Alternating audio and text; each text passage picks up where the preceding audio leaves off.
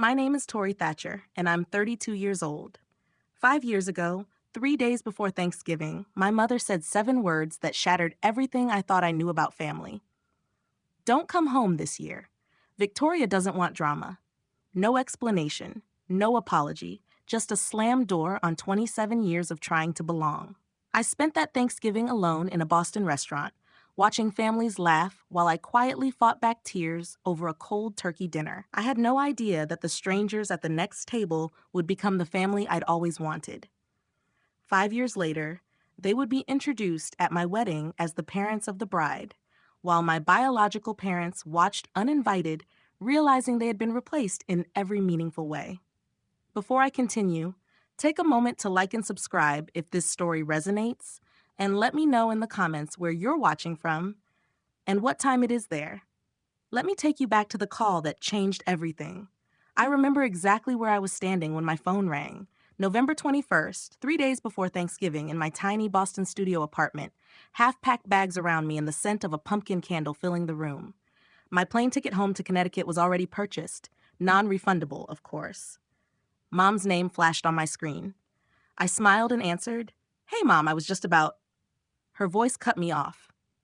Flat, cold. "I need to tell you something." My stomach dropped. That tone never meant anything good. "What's wrong? Is Dad okay?" "Your father's fine." A pause. "Listen, I've been thinking. Don't come home this year." I laughed. I thought she was joking. "What do you mean?" "Victoria doesn't want drama. She's pregnant again and doesn't need the stress." I gripped the phone tighter. "Drama? What drama? I haven't even talked to Victoria in months." Mom's voice hardened. "Exactly, and let's keep it that way. You know how you get, how I get." My voice cracked. "Mom, I literally asked her last year why I wasn't invited to her baby shower. That's not drama. That's a question." "See, that's exactly what I mean. You always make everything about you."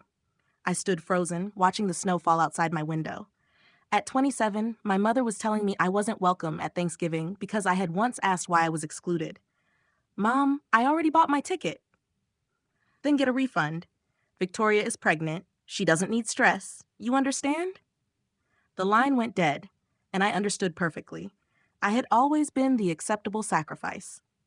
I wish I could say this was the first time, but sitting on my bed with a useless plane ticket, memories came flooding back like a highlight reel of disappointment. My 16th birthday. I'd been planning a small party for months, just my 3 closest friends. Mom promised cake and bowling. But that morning, Victoria called crying about failing her calculus final and needed support. My party was canceled. "Don't be dramatic, Tori. Your sister needs us more right now. You can celebrate next weekend." We never did. My college graduation. I'd worked tirelessly for 4 years, late nights, part-time jobs, ramen dinners. I was the first in my family to graduate with honors. I walked across the stage, searching the crowd. Empty seats. They showed up 2 hours late. Victoria had a routine prenatal appointment that couldn't be rescheduled. "Your sister's baby is more important than a ceremony," my mom said, and it always had been. I learned early that complaining only made things worse. Stop being sensitive. Stop making everything about yourself. Why can't you just be happy for your sister? So I stopped complaining. I shrank, became quieter, thinking if I were agreeable, invisible, maybe then I'd earn their love. At 27, sitting in my cold apartment with a worthless plane ticket, I finally realized the truth. No amount of being small would ever be enough. I called my father. Maybe part of me still hoped he'd stand up for me this once. The phone rang 4 times before he answered. "Hey, kiddo." "Dad, did Mom tell you?" A long pause. "She mentioned it. And you're okay with this?" "It's just keeping the peace," he said. "It's not like that." "Then what is it like, Dad? From where I'm standing, it looks like you're choosing Victoria over me again." Silence. His breathing. I could almost see him in his recliner, rubbing his forehead, trying to disappear. "Dad, do you want me there?" 5 seconds. 10. He cleared his throat. "I think it's better if you listen to your mother this year." Something inside me went quiet. Not sadness, not anger, just empty. "Okay, Dad," I hung up. He didn't call back. I watched the shadows stretch across the floor. My father had a chance to choose me, but stayed silent, always siding with them. But as darkness settled, a quiet decision formed. If I wasn't welcome at their table, I'd make my own Thanksgiving. Thanksgiving arrived gray and cold. I woke to the sound of my neighbor's family arriving upstairs. Footsteps, children laughing, muffled voices, and the smell of something delicious drifting through the vents. I brewed instant coffee, sat by the window, watching the snow fall on the empty street. My phone remained silent. No calls, no texts, not even a happy Thanksgiving. Around noon, I opened Instagram. Victoria had posted a photo, the whole family at the table. Mom, Dad, Victoria, her husband Brad, their toddler in a tiny turkey sweater. The caption read, "So grateful for my family. These are the people who matter most." I zoomed in. 4 adults, 1 toddler, 5 chairs. No empty seat for me. They hadn't just excluded me, they'd erased me. I considered ordering delivery and sulking in bed. That's what I deserved, right? A sad, lonely meal in a dark apartment? But something inside me refused. No, I wouldn't let them win. I wouldn't let their rejection define me. I grabbed my coat. If I was eating Thanksgiving alone, it would be somewhere with food, light, life.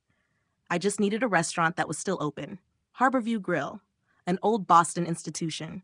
Dark wood, brass fixtures, cloth napkins, candles on every table. More importantly, it was one of the few restaurants in the city that stayed open on Thanksgiving. When I pushed through the door, warmth washed over me. The smell of roasted turkey and fresh bread, the soft clink of glasses, and everywhere. Families. Couples with grandparents, parents with children, groups of friends laughing like they'd known each other forever. The place buzzed with the sound of people who belonged somewhere. The hostess looked at me with barely hidden pity. "Just one tonight?" Just one. She led me to a tiny two-top in the corner, wedged between the kitchen door and a large family spread across 3 tables pushed together. I could have touched their chairs if I reached out. "Your server will be right with you." I sat down, opened the menu, and tried to make it look like this was my choice. The family beside me was celebrating enthusiastically. An older couple at the head of the table, likely in their late 60s, a middle-aged man with his wife and 2 kids, and a younger man, around 30, who kept everyone laughing. 3 generations, effortless. They passed dishes without asking, talked over each other in that easy way only people who truly care can. I watched from the corner of my eye and felt something give in my chest. This is what family is supposed to look like. The server arrived with a basket of bread and a tight smile. "The Thanksgiving special, please?" I told myself I'd get through this dinner, that I'd be fine. I wasn't. When my turkey arrived, golden skin, cranberry sauce, a perfect scoop of mashed potatoes, it looked like something from a magazine. I couldn't taste any of it. I pushed food around my plate, avoiding the family next to me, trying not to think about my own family in Connecticut, laughing and passing gravy without a second thought for the daughter they'd pushed aside. And then it clicked. This wasn't about Thanksgiving. It wasn't about Victoria's pregnancy or my mother trying to keep the peace. This was about a pattern so ingrained it had shaped my entire life. For 27 years, I'd tried to earn a place at their table, shrinking myself, swallowing hurt, apologizing for having emotions, staying quiet when I should have spoken, speaking up only to be told I was too much. And what did it leave me with? A corner table, a meal alone, an Instagram photo with no empty chair. If I kept going like this, trying to be smaller, quieter, more agreeable, what would be left? Eventually, there'd be nothing left to shrink. The tears came before I could stop them. I turned toward the window, hoping no one would notice. I pressed my napkin to my eyes, trying to disappear the way I always had. "Honey," I froze. A woman's voice, warm, concerned. "Are you okay?" I looked up. The older woman from the family beside me stood next to my table. Silver hair, kind eyes, a face that looked like it had spent a lifetime truly listening. She looked at me like I mattered. "I'm fine," I said automatically. "Just allergies." She raised an eyebrow, not judgmental, just knowing. Allergies don't usually make people cry into their napkin on Thanksgiving. I let out a sound that was half laugh, half sob. That obvious? Only to someone paying attention. Her voice was gentle but steady, the kind that comes from experience. "I'm Eleanor." "Tori." "Well, Tori." She glanced at her family, then back at me.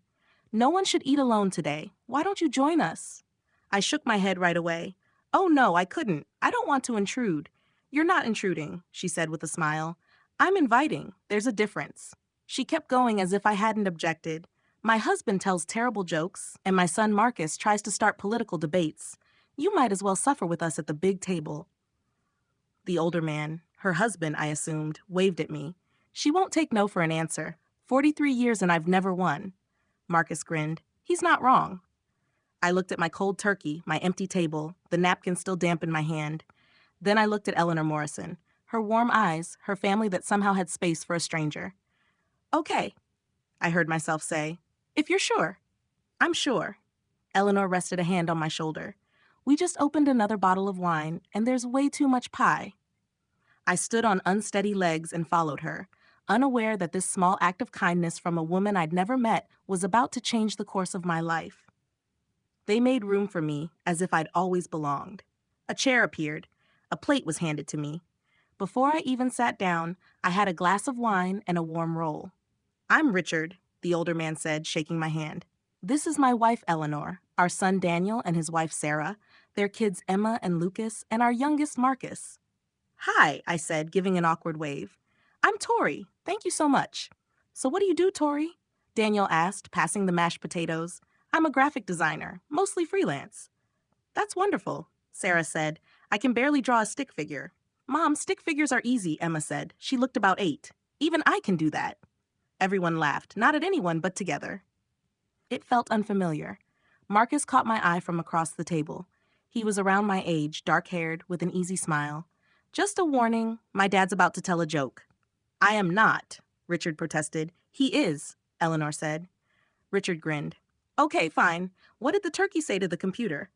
Dad, no, Daniel groaned. Google, Google, Google. The kids burst into giggles. Sarah rolled her eyes. Marcus shook his head. And I laughed, actually laughed, for the first time all day.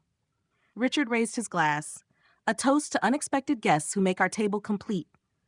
Everyone lifted their glasses, including me. I looked around at these people, strangers just minutes ago, and felt something I hadn't felt in years. Warmth, acceptance, belonging. I didn't know families could feel like this. After dinner, while the kids ran off and the men debated football, Eleanor moved to the chair beside me. How are you doing? She asked quietly. Really?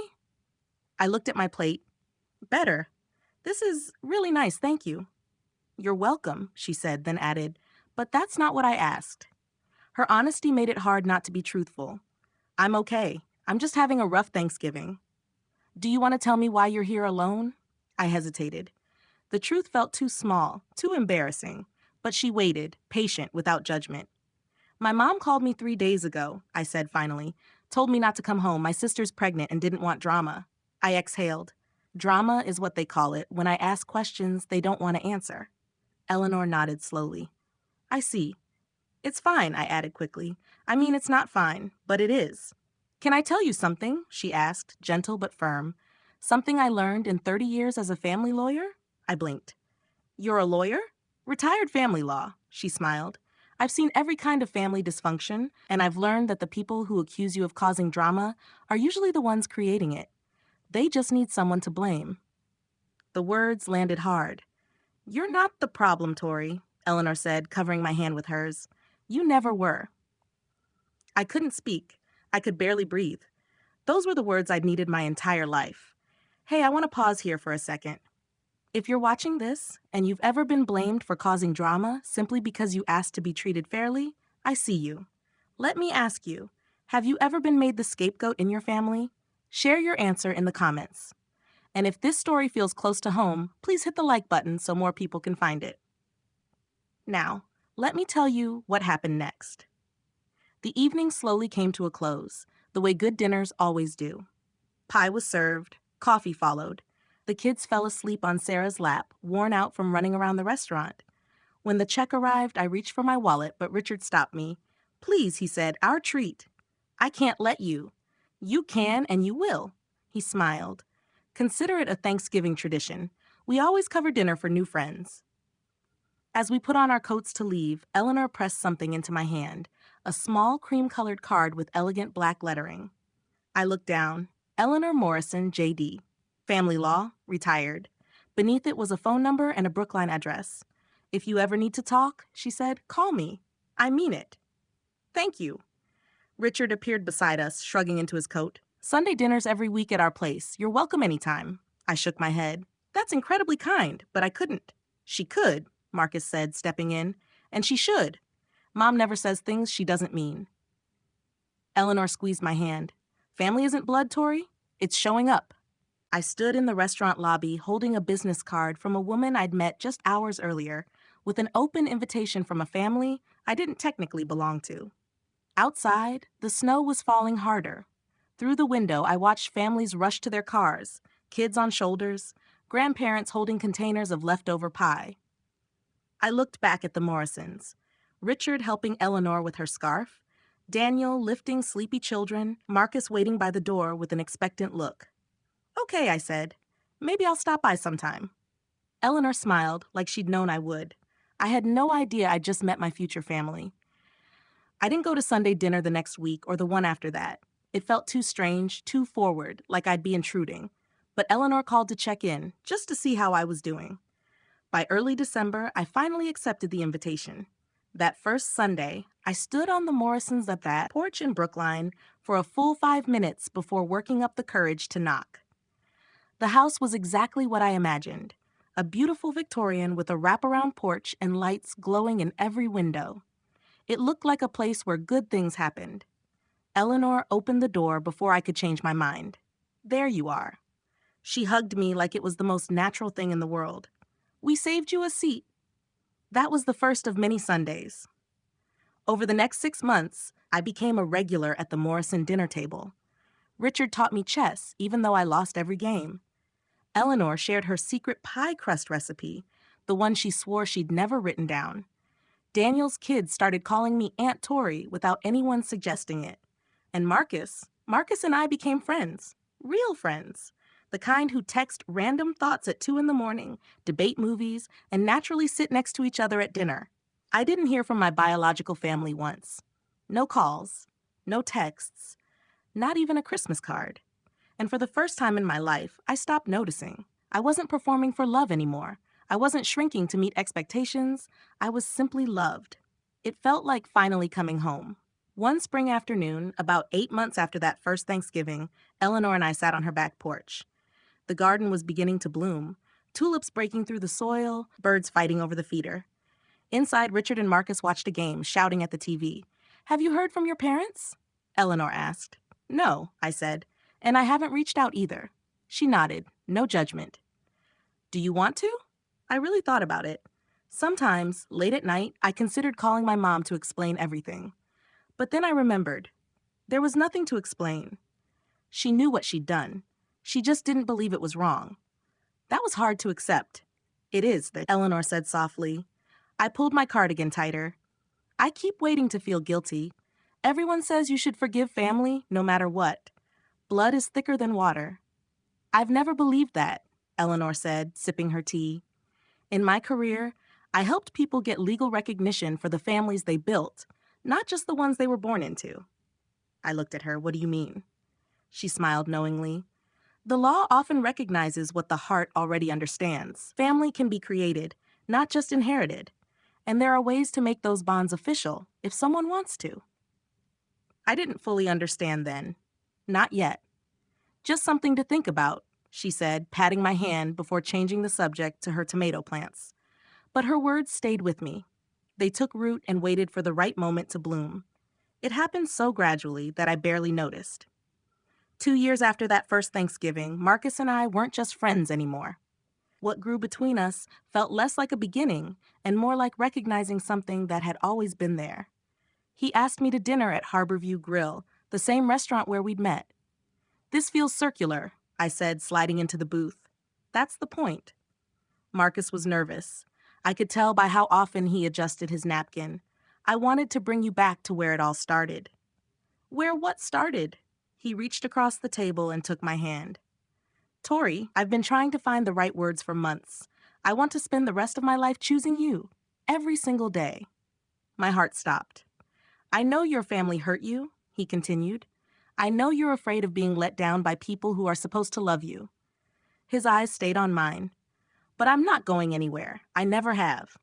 He pulled out a small velvet box. Tori Thatcher, will you marry me?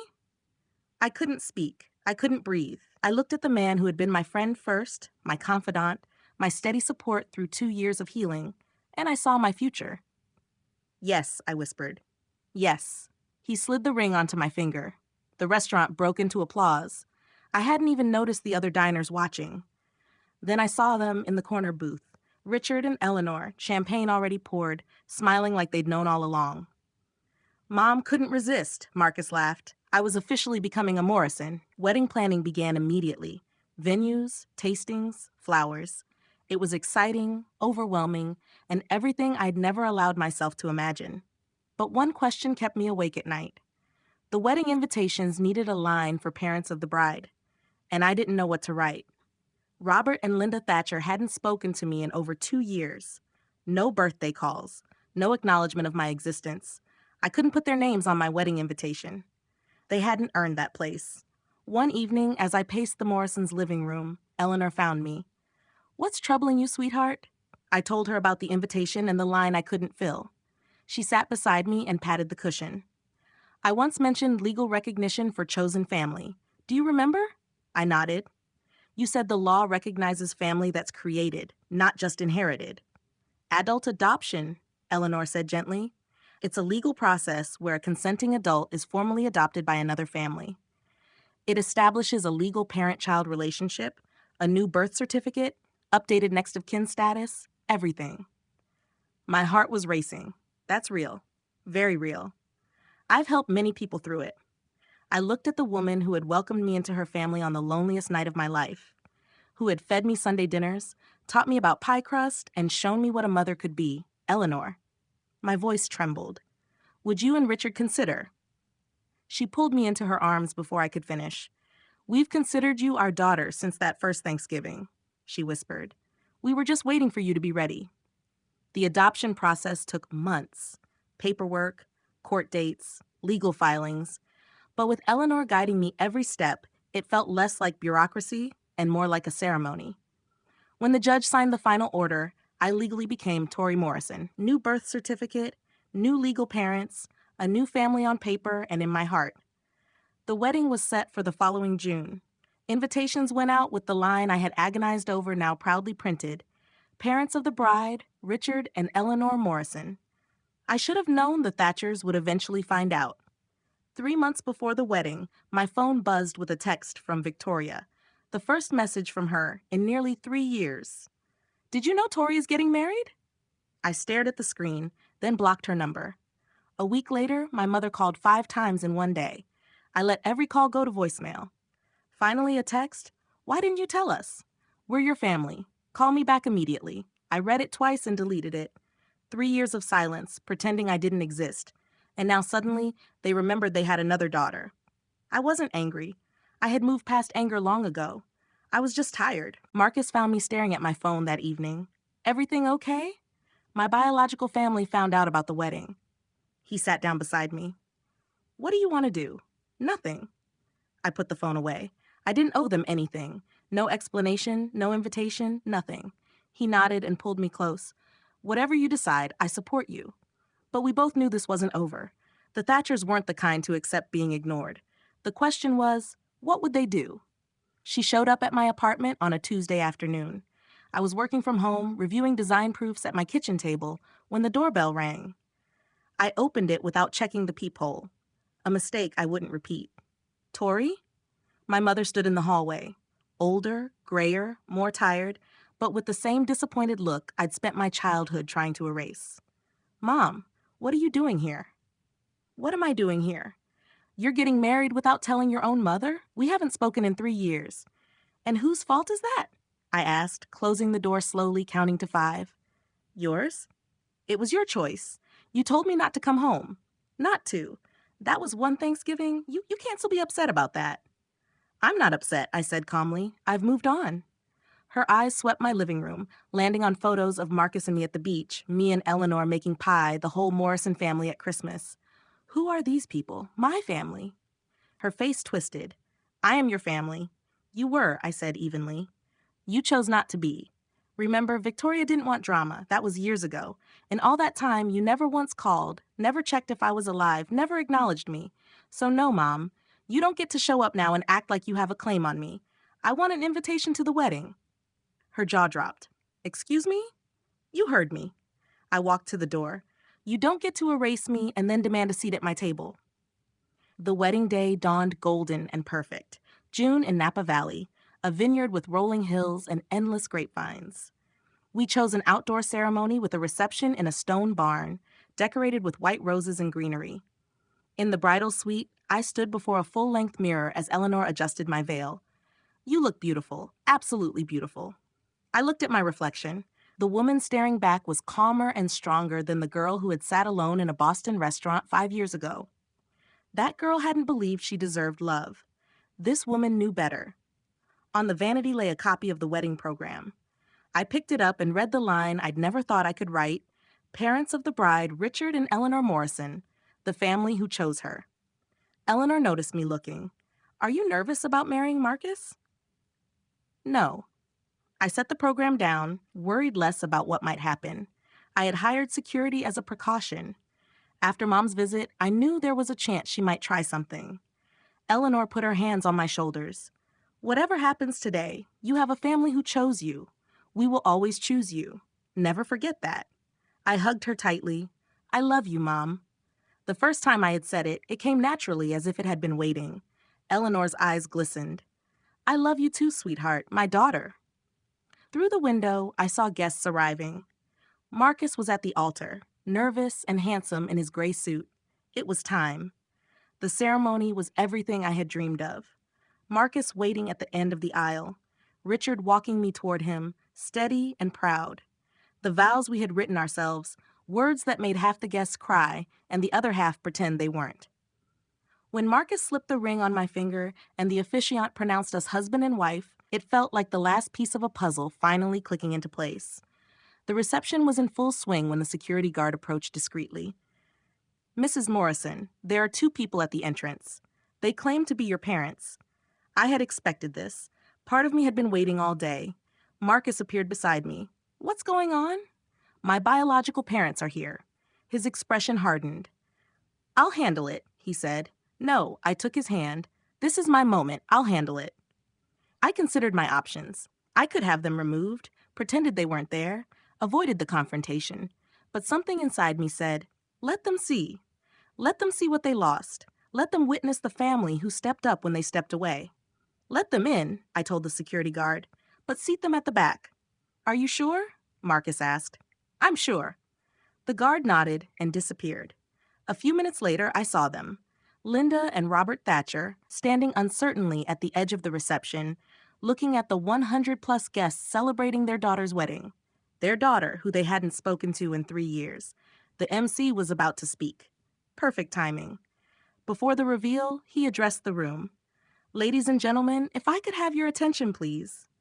The music softened. Guests turned. Glasses paused midair. Before we continue, I'd like to introduce some very special people. I watched my biological parents from across the room. Linda craned her neck, trying to see. Robert stood behind her, hands in his pockets, looking uneasy. They had no idea what was coming. Please join me in welcoming the parents of the bride. Linda straightened, preparing to accept what she assumed was her rightful recognition. Richard and Eleanor Morrison. The room erupted in applause. Richard and Eleanor stood at the head table, smiling and waving. Guests cheered, someone whistled, the photographer clicked photos. Across the room, my mother's face went pale.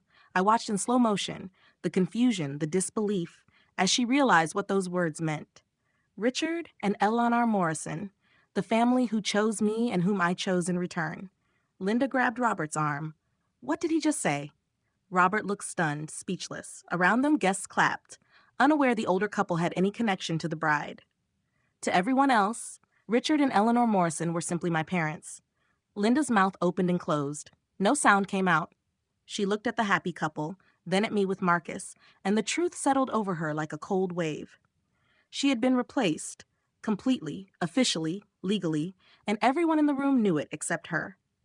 Linda pushed through the crowd before I could stop her, reaching me just as the applause faded. Her face was flushed, eyes wide. Robert trailed behind her, shrinking into the background. What is going on? Linda's voice was a harsh whisper. Who are those people? Calmly, I answered. My legal parents. I was adopted 2 years ago. You what? She staggered back. You can't just replace us. I didn't replace you, I said evenly. You abandoned me first. We never abandoned you. You told me not to come home. You chose Victoria every time for 27 years. Nearby guests noticed, conversations stopped, heads turned. That's not fair, Linda said. Fair? I asked quietly, Marcus steady at my side. I spent 27 years trying to earn a place in your family. Do you know what I got? An Instagram photo with no empty chair, a Thanksgiving dinner alone, 3 years of silence. I'm still your mother, Linda's voice cracked. Not legally, I held up my left hand, both rings catching the reception lights. Not emotionally, not anymore. The room was silent, 100 eyes on us. Linda's cheeks burned red.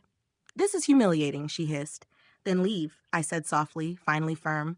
You showed up uninvited? You don't get to be the victim here. She stared at me like I was a stranger. Maybe I was. The daughter who had never fought back had stopped shrinking. Then, for the first time in 27 years, my father spoke. Tori, his voice was rough, broken. I'm sorry. I turned to him. Robert Thatcher had aged, his hair grayer, shoulders slumped, but his eyes glistened with tears. I had never seen him cry. I should have done better. Something cracked inside me. Not healing, he said, voice trembling, just recognition of an old wound. I know, Dad. I was a coward. I knew how your mother treated you, how Victoria treated you, and I just stood there, let it happen. Linda grabbed his arm. Robert, what are you? He shook her off, eyes on me. You were my daughter, my little girl. I let them make you feel like you didn't matter. I'm so sorry. The words I had waited 3 decades to hear, but too late, finally came. I know you're sorry, Dad, I said gently but firmly. But sorry doesn't undo the years you stood by. Doesn't give me back my childhood. Doesn't make this okay. I know, he whispered, wiping his eyes. Eleanor appeared at my shoulder, silent, hand resting on my arm, a reminder I wasn't alone. Linda glared at Eleanor. You stole my daughter. Eleanor remained calm. I didn't steal anything, Mrs. Thatcher. Then what do you call this? Richard stepped forward. He wasn't confrontational, never raised his voice, but now his tone carried steel. I think it's time for you to leave. Linda's jaw dropped. Who are you to tell us? I'm her father. Richard's voice carried to the quiet reception. Legally and in every way that matters. You didn't steal our daughter. You gave her away. We just picked up what you threw out. Linda flinched. 5 years ago, Richard continued, this young woman was sitting alone on Thanksgiving because her family told her she wasn't welcome. My wife invited her to our table. We fed her. We listened. We treated her like a human being. That night, she told us she couldn't remember the last time she felt like she mattered to someone. 27 years old, and she didn't remember ever feeling wanted by her own family. Linda opened her mouth. No sound came out. We didn't steal your daughter, Richard said. We just showed her what family is supposed to look like. The rest was her choice. Today is my daughter's wedding day, the happiest day of her life, and I won't let anyone ruin it. He nodded to the security guards. Please escort these people out. Richard put his arm around me. Tori is a Morrison now, he said quietly, and Morrisons protect their own. This is what a father sounds like. Before the guards could lead them away, I raised my hand. Wait! Everyone froze. Linda looked at me, hope flickering in her eyes. I walked toward my biological parents, stopping an arm's length away. Mom, Dad, I need you to understand something. Linda's chin lifted. What? I don't hate you. I've made peace with who you are. You're not villains. You're people who couldn't love me the way I needed, who chose comfort over fairness, who let one daughter become invisible so the other could shine. And I've made peace with who I am. And who I am is someone who deserves to be chosen. Not as a backup, not as an afterthought. Chosen first. I gestured to the Morrisons. I choose them. The room was silent. 100 guests watched. Linda opened her mouth. I didn't let her speak. I'm not erasing you from my history. I'm just not giving you a seat at my table anymore. That's not revenge. That's the natural consequence of your choices. I nodded to security. Goodbye, Mom, Dad. As they were escorted out, the guests applauded. Not for the drama, for me. The rest of the wedding was everything I had hoped for. We danced, laughed, cut the cake. Marcus twirled me around the dance floor until I was dizzy with joy. For a few hours, I let go of the confrontation and just enjoyed the moment. The next morning, my phone blew up.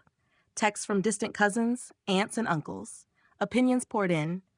How could you do this to your mother? Family is family no matter what. You've broken your father's heart. I deleted them without responding. Then, a text from someone unexpected, my Aunt Patricia, my father's younger sister. Tori, I heard what happened. I want you to know I'm proud of you. I always knew Linda and Victoria treated you wrong.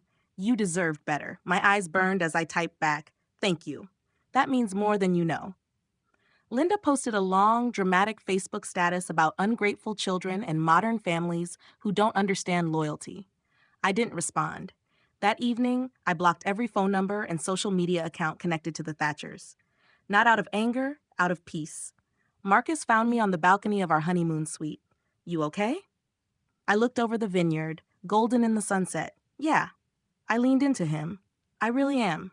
For the first time, I wasn't carrying the weight of people who didn't want to carry me. I was finally free. 2 weeks later, a handwritten letter arrived at our new address. Return address, Victoria Thatcher Collins.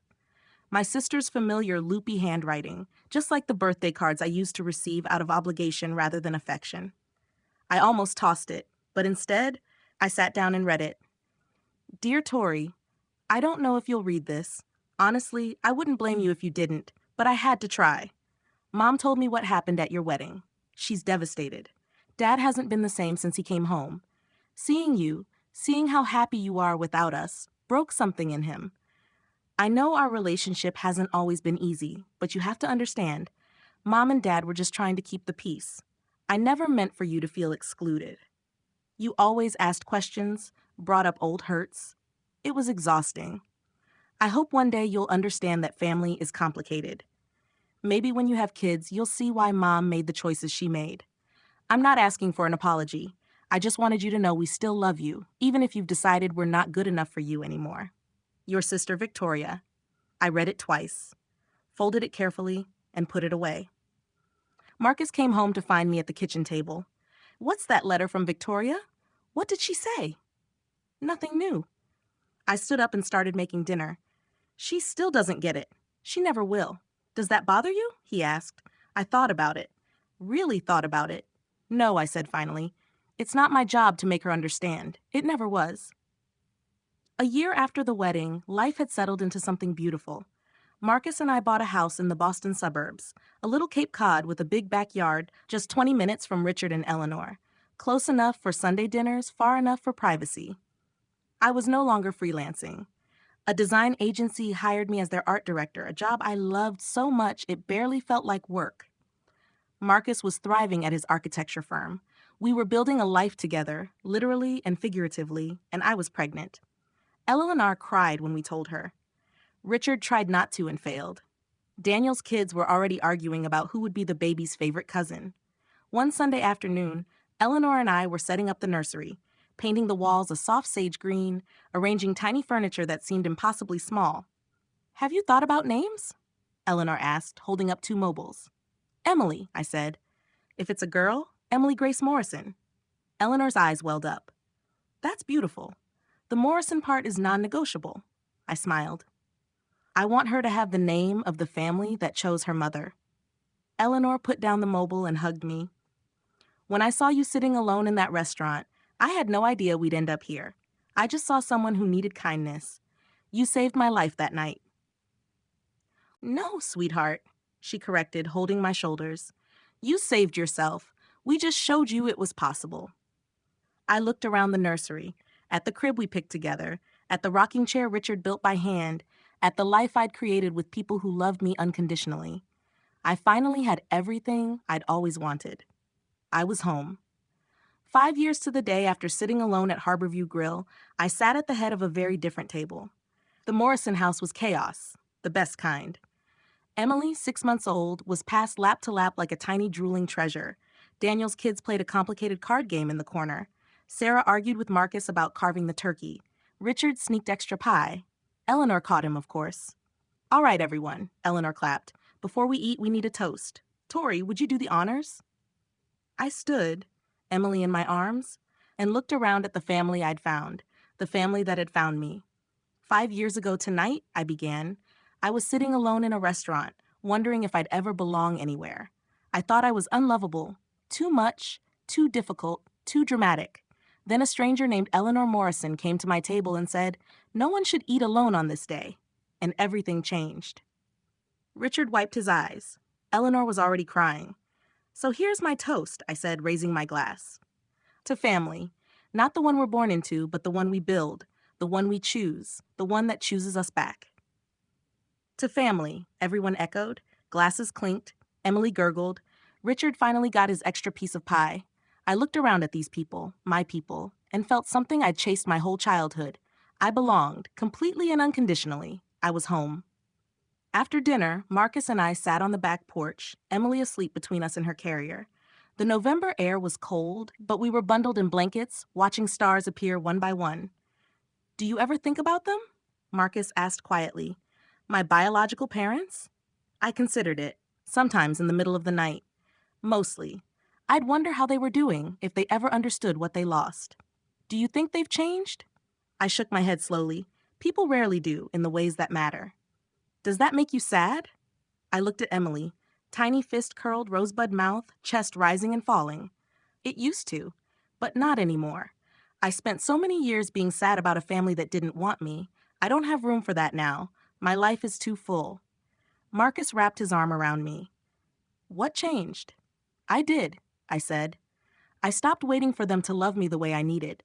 I stopped shrinking to fit their version of me. I started building something new."